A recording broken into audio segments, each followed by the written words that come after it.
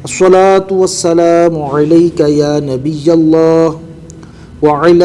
آلک واصحابک یا نور اللہ۔ ہمارے پیارے نبی کریم رؤوف الرحیم صلی اللہ تعالی علیہ وآلہ وسلم کا فرمان رحمت نشان ہے، جس شخص نے روزانہ مجھ پر 50 مرتبہ درود پاک پڑھا، کل قیامت کے دن ہمارے پیارے نبی کریم رؤوف الرحیم صلی اللہ تعالی علیہ وآلہ وسلم اس سے مصافحہ فرمائیں گے۔ صلو علی الحبیب صلی اللہ تعالی علی محمد صلی اللہ تعالی علیہ وآلہ وسلم۔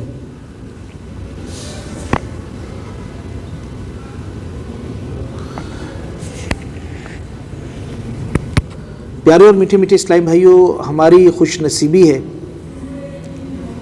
کہ رمضان کا بابرکت مہینہ ایک دفعہ پھر ہماری زندگیوں میں تشریف لایا ہے۔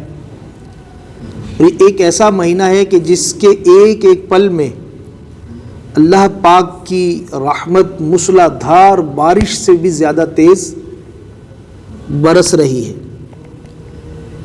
ریت کے ذروں سے زیادہ، سمندر کے پانی کے قطروں سے زیادہ، ہواؤں فضاؤں کی تیزی سے زیادہ اللہ پاک کی رحمت اس مبارک مہینے میں برس رہی ہے۔ اور جو انسان بھی اس ماہ مبارک کا دل میں ادب رکھتے ہوئے اس کے روزے رکھتا ہے، گناہوں سے بچتا ہے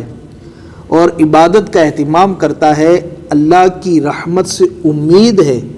کہ وہ انشاءاللہ عز وجل اللہ پاک کا قرب حاصل کرے گا اور جنت کے اعلیٰ درجات حاصل کرنے میں کامیاب ہوگا۔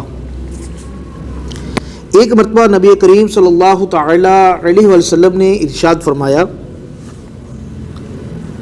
رمضان کی آمد ہونے والی ہے تو صحابہ کرام علیہم رضوان اجمعین سے فرما رہے تھے کہ تم پر برکتوں والا ایک مہینہ تشریف لا رہا ہے، اس میں اللہ پاک کی رحمت تمہاری طرف متوجہ ہوتی ہے اور اللہ پاک تم پر رحمت نازل فرماتا ہے، تمہاری خطاؤں کو معاف کرتا ہے اور دعاؤں کو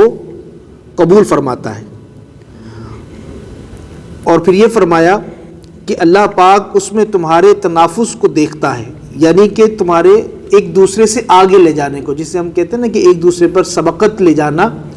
تو ایک دوسرے سے عمل کے معاملے میں آگے بڑھنے کو دیکھتا ہے۔ اور یہ ظاہر ہے کہ نیک اعمال اور عبادت میں ایک دوسرے سے سبقت لے جانا، عبادت میں کوشش کر کے ایک دوسرے سے بڑھ جانا، کوشش کرتے رہنا، یہ ایک اچھا عمل ہے۔ جیسے ہمارے عموماً کاروبار میں بھی ایک دوسرے سے آگے بڑھنے کی، تو اسکول کالج میں امتحان میں ہر جگہ ایک دوسرے سے آگے بڑھنے کی کوشش تو کی جاتی ہے،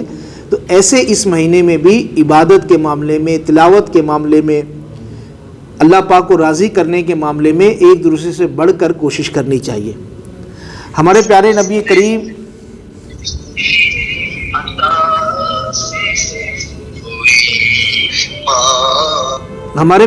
کریم رؤوف الرحیم صلی اللہ تعالی علیہ وسلم کا معمول تھا، اور جب بھی ہم کسی عبادت کو، کسی بھی دین کے کام کو یا کوئی بھی کام کرتے ہیں تو ہم سب سے پہلے یہ دیکھتے ہیں کہ ہمارے پیارے نبی کریم صلی اللہ تعالی علیہ وآلہ وسلم اس حوالے سے کیا فرماتے ہیں اور کیا عمل تھا۔ تو ایک بڑی پیاری روایت ہے کہ صحابہ کرام علیہم رضوان اجمعین فرماتے ہیں کہ جب بھی رمضان المبارک کا مہینہ تشریف لاتا، حاضر ہوتا آقا کی بارگاہ میں، تو ہمارے رسول پاک صلی اللہ تعالی علیہ وسلم اعمال میں 3 باتوں کا اضافہ فرما دیتے، یعنی یہ 3 عمل جو تھے یہ بڑھ جاتے۔ پہلے تو یہ تھا کہ آپ صلی اللہ تعالی علیہ وسلم عبادت میں زیادہ کوشش اور زیادہ اضافہ فرماتے، حالانکہ آپ کی عام دنوں میں بھی عبادت ایسی تھی کہ آپ کے قدم مبارک میں ورم آ جایا کرتا تھا، اللہ کی بارگاہ میں قیام کرتے ہوئے سجدے اور عبادت میں انتہا کا اضافہ تھا۔ لیکن جب رمضان آ جاتا تو عبادت میں پہلے سے اور زیادہ اضافہ فرما دیتے۔ اور دوسری بات یہ کہ جب اللہ پاک ماہ رمضان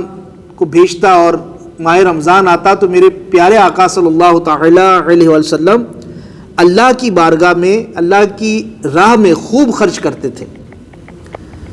اور اپنے ہاتھوں کو بھی بہت کھول دیتے تھے، یعنی بہت زیادہ صدقہ و خیرات میں اضافہ فرما دیا کرتے تھے۔ اور تیسری بات،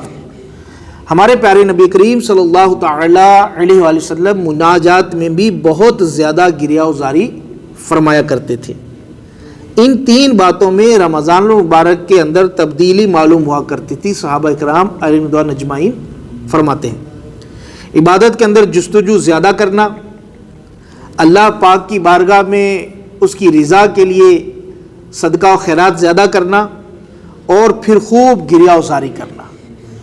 دعا کرنا۔ جیسے کہ ماہ رمضان میں تو ویسے بھی آج کا دن جو ماہ رمضان کا دن افطار کا وقت ہوتا ہے، روزانہ جو ہم افطار کے وقت جمع ہوتے تو یہ دعاؤں کی قبولیت کا وقت ہوتا ہے۔ اور پھر خاص کر کے جمعہ کے دن، آج جمعہ کا دن ہے تو غروب آفتاب سے کچھ دیر پہلے اور زیادہ قبولیت اور مقبولیت کا وقت ہو جاتا ہے۔ اور خاص کر کے بزرگوں کا طریقہ رہا ہے، ان کا یہ انداز رہا ہے کہ وہ جمعہ کے دن عصر کی نماز کے بعد سے مغرب کے قریب دعا کا خاص اہتمام فرمایا کرتے تھے۔ اچھا، جمعہ بھی ہو، رمضان بھی ہو اور افطار کا بھی وقت ہو تو آپ سوچیں تو صحیح کس قدر مقبولیت کا وقت بڑھ جائے گا۔ تو ہمیں اللہ کی بارگاہ میں استغفار کرنا چاہیے، دعا کرنی چاہیے۔ ایک بڑا ہی پیارا معمول اور وظیفہ عرض کر دیتا ہوں جو شیخ طریقت امیر اہل سنت نے بھی بیان فرمایا اور مختلف کتابوں میں روایات سے بھی ماہ رمضان سے متعلق یہ وظیفہ اور یہ دعا بھی بیان کی جاتی ہے کہ ماہ رمضان میں سب سے زیادہ کیا پڑھیں؟ تلاوت قرآن کریں، نوافل پڑھیں، تراویح پڑھیں، روزہ، سحری، افطاری، یہ بہت سارے اعمال تو کرنے ہی ہیں، مگر کثرت کے ساتھ لا الہ الا اللہ محمد رسول اللہ صلی اللہ علیہ وسلم کا ورد کیجیے۔ تو ماہ رمضان ابھی شروع ہوا ہے تو پورا رمضان ہم انشاءاللہ کلمہ پاک کا کثرت سے ورد کریں گے انشاءاللہ۔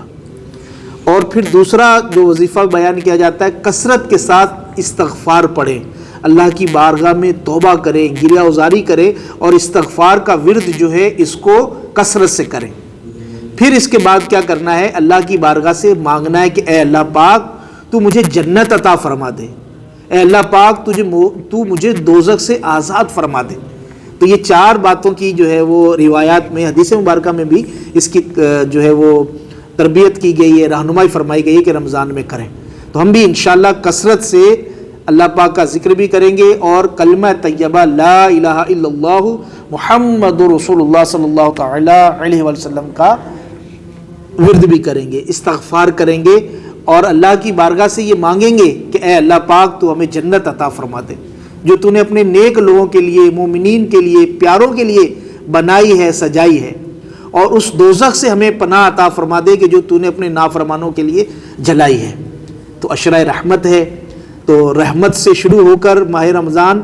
مغفرت دیتا ہوا اور پھر جہنم سے آزادی کے پروانے دیتا ہوا چلا جاتا ہے۔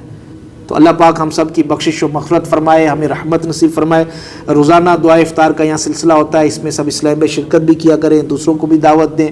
اور دعوت اسلامی سے ہر دم وابستہ رہیں۔ انشاءاللہ دعوت اسلامی سے وابستہ رہنا ہمارے لیے دنیا میں بھی اور آخرت میں بھی بھلائیوں کا سبب بن جائے گا انشاءاللہ۔